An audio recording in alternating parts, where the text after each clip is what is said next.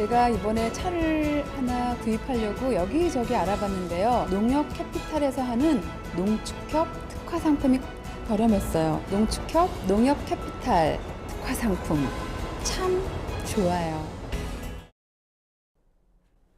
여러분 안녕하십니까? NBS 뉴스 24입니다. 여야가 2018년산부터 적용할 쌀 목표 가격을 놓고 19일부터 2주간 진검승부를 벌일 것으로 보입니다. 국회 농해수위는 19일 전체 회의를 열고 개정안 5건을 일괄 상정해 본격적인 논의에 들어갈 예정입니다. 김인경 기자입니다. 김현권 더불어민주당 의원은 최근 농업소득의 보전에 관한 법률 개정안을 대표 발의하고 쌀 목표 가격으로 19만 6천 원을 제시했습니다. 현재 국회에는 이 법안 외에도 목표 가격을 각각 22만 3천 원과 24만 5천 원, 그리고 24만 5,200원으로 조정하는 내용의 개정안이 계류 중인 상황. 국회 농해수위는 19일 전체 회의를 열고 개정안 5건을 일괄 상정하겠다고 밝혔습니다. 이어 20일부터는 농림축산식품 법안심사 소위원회를 가동해 본격적인 논의에 들어갈 예정인데요. 이로써 새해 예산안 처리의 법정 시한인 12월 2일까지는 목표 가격 논의가 어떤 식으로든 결론을 맺을 것으로 보여 향후 2주가 쌀 산업의 향배를 결정하는 중요한 시기가 될 전망입니다. 한편 정부와 여당은 목표 가격 협상 테이블에 직불제 개편도 올려놓겠다는 구상입니다. 쌀 직불제를 그대로 놔둔 채 목표 가격만 인상하면 변동직불금이 크게 늘면서 자칫 지급 한도를 초과하고 쌀 수급이 더욱 악화될 수 있기 때문입니다. 야당도 직불제 개편에 큰 반감이 없는 상황이지만 관건은 예산. 쌀 직불금이 가장 많이 지급됐던 2016년을 토대로 야당은 직불제 개편에 따른 예산으로 2조 5천억 원에 플러스 알파를 염두에 두는 것으로 전해집니다. 직불제를 개편하면서 관련 예산이 축소돼서는 안 된다는 겁니다. 반면 예산 당국은 직불제 개편이 관련 예산 증가로 이어지는데 난색을 보인 것으로 전해져 협상 과정에서의 진통이 당분간 이어질 것으로 보입니다. NBS 뉴스 김인경입니다. 정부와 여당이 제시한 쌀 목표 가격에 야당뿐만 아니라 농민단체들도 거세게 반발하고 있습니다. 더불어민주당이 야당일 때 주장했던 쌀 목표 가격보다 턱없이 낮은 금액을 내놨다는 게 이유입니다. 최서영 기자가 보도합니다. 정부와 야당이 19만 6천 원으로 제시한 쌀 목표 가격에 농민단체들의 반발이 거셉니다. 농민의 길을 비롯해 전국 쌀 생산자협회 민중공동행동은 13일 서울 여의도 민주당 당사 앞에서 기자회견을 열고 2018년산 쌀 목표 가격으로 19만 6천 원을 제시한 정부와 여당의 농업 홀대를 규탄했습니다. 2012년 당시 야당이던 민주당이 소비자 물가 상승률을 반영해 쌀 목표 가격이 21만 7,719원은 돼야 한다고 발의한 바 있는데 6년이 지난 지금 오히려 쌀 목표 가격이 2만 원이나 후퇴했다는 게 비판의 골자입니다. 같은 날 국회 앞에서는 한국농업경영인중앙연합회의 총궐기대회도 열렸습니다. 이들은 쌀 목표 가격을 100g당 300원 이상 인상할 것을 요구하면서 80kg당 24만 원을 보장하라고 촉구했습니다. 이 대회에는 농해수위 위원들도 참석해 한 목소리를 냈습니다. 19만 6천 원 당정 회의 결과라고 내놨습니다. 그들이 비판했던 박근혜 정부 때도 18,000원 올렸습니다. 그런데 고작 당정 회의에서 8,000원 올리고 협상하자. 이건 될 말입니까, 여러분? 이것이 우리 농민들 우롱하고 기만하는 거 아니겠습니까, 여러분? 한편 농민단체들은 공공비축미 5만 톤을 방출하려는 정부 계획에 대해서도 성토했습니다. 물가 안정을 명목으로 재고미 방출을 결정한 것은 지난 11월 초 19만 원을 넘어선 쌀 가격이 정상적인 가격으로 회복되어 가는데 찬물을 끼얹는 일이라며 수학기 비축미 5만 톤 방출 계획을 즉각 철회할 것을 요구했습니다. NBS 뉴스 최서영입니다.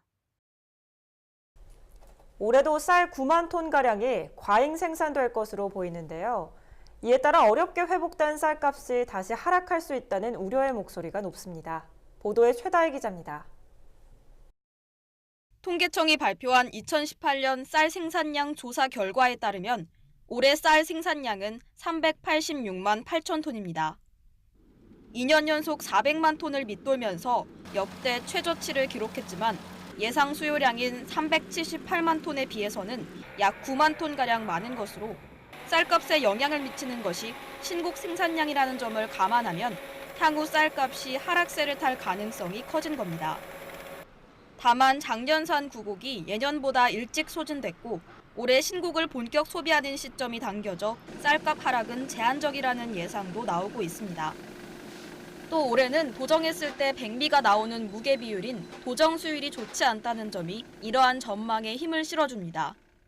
도정 수율은 보통 72% 정도지만 올해는 이보다 낮다는 게 현장의 의견입니다. 그런가 하면 통계청의 올해 쌀 생산량 통계가 정확한지에 대한 의문을 갖는 시각도 있습니다. 실제 경기, 충남, 강원도 지역의 벼 재배 면적과 쌀 생산량은 정반대의 결과를 나타냈습니다. 경기도의 경우 올해 벼 재배 면적은 7만 8,018헥타르로 작년에 비해 0.6% 감소했는데 쌀 생산량은 38만 9,991톤으로 작년에 비해 2.6%나 증가했습니다. 충남도도 마찬가지입니다. 올해 벼 재배 면적은 0.1% 감소한 데 비해 쌀 생산량은 1.6% 늘어난 수치를 보인 겁니다. 하지만 어찌됐든 수치상으로는 올해 9만여 톤의 쌀이 과잉 생산될 전망. 이에 따라 쌀 수급 안정을 위해 과잉 물량을 시장에서 격리해야 한다는 목소리와 함께 정부가 추진하는 공공비축미 5만 톤 공매 계획이 필요하지 않다는 주장이 보다 거세질 것으로 보입니다. MBS 뉴스 최다혜입니다. 장거리 운송을 거치지 않은 지역 농산물, 이른바 로컬 푸드의 소비 확대를 위한 노력이 첫 결실을 거뒀습니다. 나주 혁신도시에 위치한 14개 공공기관이 구내식당 등에서 나주 지역 농산물을 우선 사용하기로 한 겁니다. 김하영 기자가 전해드립니다. 농림축산식품부는 지난 7월부터 먹거리 선순환 체계 구축 추진단을 꾸렸습니다. 이 추진단은 그동안 학교, 공공기관, 군대 등 공공급식 영역에서 지역 농산물 사용을 늘리기 위한 구체적인 방안을 마련해왔습니다. 이 같은 노력이 첫 결실을 거둔 건 지난 14일. 농림축산식품부는 전남 나주 혁신도시 소재 14개 공공기관과 전남도 나주시와 먹거리 선순환 체계 구축과 상생 균형 발전을 위한 업무 협약을 맺었습니다. 이에 따라 이들 공공기관은 구내식당 등에서 60여 품목의 식재료를 나주산 지역 농산물로 우선 사용합니다. 또 각종 행사 기념품과 명절 선물로도 적극 활용한다는 계획입니다. 농식품부 전남도 나주시가 지역 농산물 공급에 필요한 생산, 가공, 유통시설 등을 지원하고 나주 로컬푸드 통합지원센터는 농가 조직화와 공급 실무를 담당합니다. 이번 협약의 관건은 결국 가격이었습니다. 나주 지역 농산물 값이 기존에 소비하던 식재료의 가격보다 더 높다면 아무리 좋은 명분일지라도 협약은 성사되기 쉽지 않았던 상황. 이에 전남도와 나주시가 식재료 유통시설과 장비를 지원하고 수수료를 최소화해 공공기관들의 추가 부담을 덜어줬습니다. 현재 이들 공공기관의 지역 농산물 사용 비율은 41% 수준이지만 2022년에는 70%까지 높일 계획입니다. 나주시는 앞으로 군대 복지시설 국공립병원 등에도 지역 농산물 공급을 확대할 계획입니다. 아울러 농식품부는 이 같은 사례를 다른 혁신도시로 확대해 나갈 방침입니다. MBS 뉴스 김하영입니다.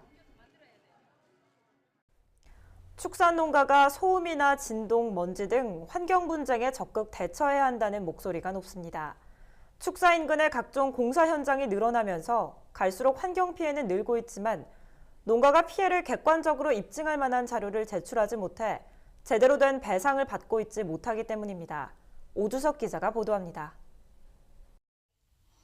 충북 음성군의 한 축산농가는 축사 인근 공사장에 발생한 소음과 비산먼지로 인해 피해를 입었지만 객관적으로 입증할 자료를 제출하지 못해 제대로 된 보상을 받지 못했습니다.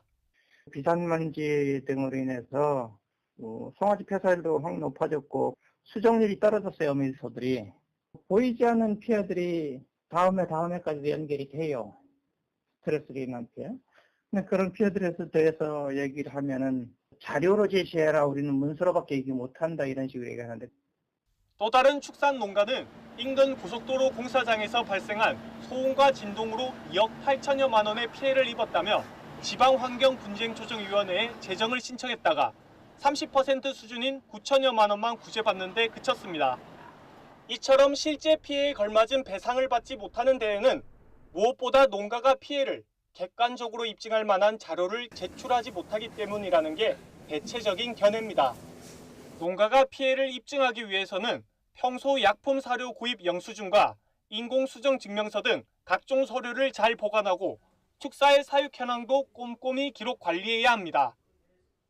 특히 공사장 소음으로 인해 가축들이 피해를 입을 때는 전문가와 상담한 뒤 사진이나 동영상을 촬영해 객관적인 증거 자료를 반드시 확보해야 합니다. 피해가 발생했을 때는 시공사나 공사장 쪽에 가서 이런 피해가 발생했다. 예를 들어서 사진이라든지 안 그러면은 증거가 되는 자료를 들고 가서 이런 피해가 난 사실을 먼저 알려주는 것이 중요합니다. 농가에서 피해를 봤다는 객관적인 증거, 사진, 동영상, 그다음에 수기로 된 자료 등이 있으면은 전문가 검토를 거쳐서 충분하게 보상을 받을 수가 있습니다. 한편 각종 환경 분쟁으로 인한 피해를 조정받으려면 축산농가가 우편 등을 통해 분쟁조정위에 관련 내용을 접수하면 됩니다. MBS 뉴스 오주석입니다. 한 소비자 단체가 2019년 우수 축산물 인증 브랜드를 선정했습니다. 단체가 직접 심사를 해 선정한 국내 축산물 브랜드는 모두 43개로 소비자가 우수한 축산물을 선택할 수 있도록 돕겠다는 취지입니다. 소비자 시민 모임은 최근 2019년 우수 축산물 인증 브랜드 총 43개를 발표했습니다. 소비자 모임은 2004년부터 지자체의 추천을 받은 국내산 축산물 브랜드의 품질, 위생 및 브랜드 관리 현황 등을 평가해 매년 우수 축산물 인증 브랜드를 선정해왔습니다. 올해 선정된 국내 축산물 브랜드는 한우 분야의 강원 한우, 녹색 한우, 토바우, 횡성 축협 한우를 비롯해 모두 28개고 한돈 분야에서는 도드람 한돈 포크벨리, 포크빌 포도 먹은 돼지를 비롯한 14개 브랜드, 또 달걀 분야의 행복 예감까지 모두 43개의 브랜드가 선정됐습니다. 소비자 시민 모임은 우수 축산물 브랜드 선정을 통해 소비자들의 축산물 선택에 도움이 되는 한편 생산 농가들에게는 격려가 되길 바란다고 전했습니다. 우수 축산물 브랜드 인증 선정은 소비자들에게 우수한 축산물을 선택하는 기준이 되고 생산 농가들에게 격려가 될 것입니다. 인증 선정 브랜드에 대한 지속적인 사후 관리로 고품질 안전 축산물 생산을 지원하도록 하겠습니다. 한편 이번에 선정된 브랜드의 인증 기간은 2019년 1월부터 12월까지 만 1년입니다. 올해 김장 비용은 지난해 대비 약 10% 오를 것으로 보이는데요. 대형마트보다는 전통시장이 20%가량 저렴할 것으로 나타났습니다. 이재문 기자가 보도합니다. 본격적인 김장철을 맞아 분주해진 전통시장. 장을 보러 나온 시민들은 조금 더 저렴하고 조금 더 좋은 재료를 사기 위해 발품을 팔고 있습니다. 대체적으로 올해 김장 물가는 지난해에 비해 소폭 오른 것으로 체감되고 있습니다. 시장 조사를 할 만큼 여유 있지는 않는데요. 한 1,000원에서 2,000원 더 비싼 것 같아요. 품목당. 한국물가협회가 8일과 9일 이틀 동안 전국의 전통시장과 대형마트의 김장재료 물가 조사를 벌인 결과 올해 김장 비용은 지난해에 비해 13% 오른 것으로 나타났습니다. 4인 가족 기준으로 전통시장에서 장을 볼 경우 28만 원 정도 드는 것으로 조사됐습니다. 대형마트에서 장을 보면 35만 원 정도가 소요돼 전통시장이 대형마트보다 20%가량 저렴합니다. 작년에 비해서는 부담이 없다고요. 작년에는 돈이 좀 많이 들어갔어. 올해는 한 20만 원이면 될 것 같은데. 배추와 무, 고춧가루는 가격이 크게 오르지 않았지만 생강과 새우젓 같은 양념 가격이 많이 뛰었습니다. 새우젓이 올해 비싸. 국산이 비싸. 그래서 저 조그만 통에 15,000원, 요거 큰 통에는 28,000원. 그렇게 올랐어. 전통시장은 무와 대파, 고춧가루와 새우젓 등 대부분의 품목이 대형마트보다 저렴했습니다. 하지만 배추는 대형마트가 전통시장보다 4%가량 저렴한 것으로 나타났습니다. 티브로드 뉴스 이재문입니다. 다음은 지역 뉴스입니다. 용인시는 친환경 농업 육성을 위해 다음 달 6일까지 농가의 신청을 받아 유기질 비료와 토양 개량제를 지원합니다. 유기질 비료 3종과 부숙 유기질 비료 2종을 정액으로 지원하고 토양 개량제는 무료로 지원합니다. 지원을 희망하는 농업인은 구입 희망업체와 비료 종류, 공급 시기 등을 적은 신청서를 작성해 소재지의 읍면 동사무소에 내면 됩니다. 세종시 농업기술센터가 겨울철 과수원 관리에 철저를 당부했습니다. 세종시 농업기술센터는 휴면 중인 꽃눈과 잎눈 등의 동해를 입을 경우 다음에 나무의 성장과 결실에 영향을 주게 된다며 동해 방지를 위해 단열재나 신문지 등을 이용해 나무를 싸매주거나 흙덮기를 해줄 것을 요청했습니다. 예산군이 가을철 농번기를 맞아 이달 말까지 농촌 일손돕기 지원 창구를 운영합니다. 대상은 기계화율이 낮고 노동 집약도가 높아 일시에 많은 인력을 필요로 하는 과수와 채소, 밭작물 재배 농가입니다. 이 밖에 고령자나 부녀자 농가, 자연재해 피해 농가 등을 우선 지원할 방침입니다. 완도군 소환도의 노지감귤이 본격적으로 출하됩니다. 소환 노지감귤은 농가 45곳, 약 24헥타르에서 재배하고 있으며 올해 생산량은 50톤 정도로 예상됩니다. 해풍을 맞고 자란 소환도 감귤은 다른 지역보다 당도가 높고 20일 정도 장기 보관이 가능한 것으로 나타났습니다. 우리 농산물의 숨은 효능과 건강 정보를 알아보는 건강톡톡, 알고 먹는 우리 농산물 시간입니다. 오늘의 건강 먹거리는 신건 기자와 함께 알아봅니다. 안녕하세요. 안녕하세요. 안녕하세요. 네, 오늘은 또 어떤 정보 가지고 오셨나요? 네, 가을하면 떠오르는 높고 푸른 하늘, 요즘엔 보기 힘드셨죠? 최근 들어 고농도 미세먼지가 기승을 부리면서 우리 호흡기 건강을 위협하고 있습니다. 많은 분들이 미세먼지로 인해 나빠진 환경에 어떤 음식을 먹어야 건강에 도움이 될지 고민 많으실 텐데요. 미세먼지를 잡는 데 탁월한 우리 농산물이 있다고 해서 찾아가 봤습니다. 경기도 김포에 위치한 미나리 농장. 비닐하우스 안으로 들어서자 미나리 향이 가득 퍼집니다. 푸릇푸릇 자라난 미나리는 대략 60cm 정도 되면 수확을 한다는데요. 보통 봄 미나리로 알려져 있지만 요즘은 사계절 내내 만날 수 있는 채소 중 하나입니다. 그렇죠. 결국은 뭐 사계절 이제 수확하려고 이제 하우스 재배를 하는데 하우스 시설 재배해서 이제 공급을 하면 아무래도 경제적으로는 좀 더 낫겠죠. 미나리는 아삭아삭, 씹는 맛도 일품이지만 건강 채소로도 각광받고 있습니다. 동의보감에도 기록된 미나리는 각종 비타민과 무기질, 식이섬유가 풍부해 우리 몸속 혈액을 맑게 해주는데요. 특히 해독작용에 탁월하다고 합니다. 우리 몸속에 들어온 중금속이라든지 독소 같은 것도 흡수해서 바깥으로 내보내기 때문에 바로 미세먼지나 중금속을 갖다 내보내는데 굉장히 많은 도움을 줄 수 있습니다. 그렇다면 미세먼지가 우리 건강에 어떤 영향을 끼칠까요?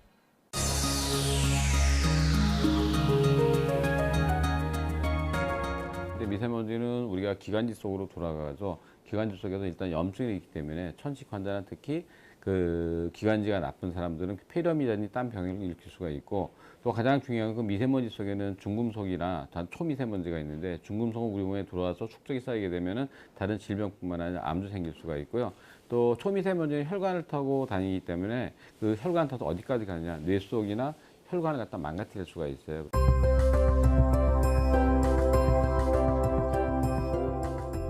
우리가 일반 마스크는 솔직한 얘기로 미세먼지나 초미세먼지를 거의 걸릴 수가 없어요. 기관지가 안 좋거나 아니면 이제 다른 병이 있는 사람들은 특히 그냥 마스크 쓰면 안 되고요. 일반 사람들도 우리가 미세먼지가 굉장히 많을 경우에는 일반 마스크보다는 바로 그 방진 마스크를 쓰는 게 굉장히 중요합니다. 눈에 보이진 않지만 건강에는 치명적인 미세먼지. 막을 수 없다면 미세먼지 배출에 탁월한 미나리로 식단을 짜보는 게 좋겠죠. 미나리는 특유의 향 때문에 간혹 꺼려하는 분들도 계신데요. 이럴 때 맛있게 먹는 방법이 있습니다. 향긋한 미나리와 삼겹살은 함께 구워 먹거나 쌈으로 싸 먹으면 찰떡궁합이고요. 매콤달콤 양념에 무쳐 먹으면 입맛 돋우는데 그만입니다. 또 싱싱한 미나리를 갈아서 즙을 내면 먹기도 간편합니다. 맛 좋은 미나리 구별법도 있습니다.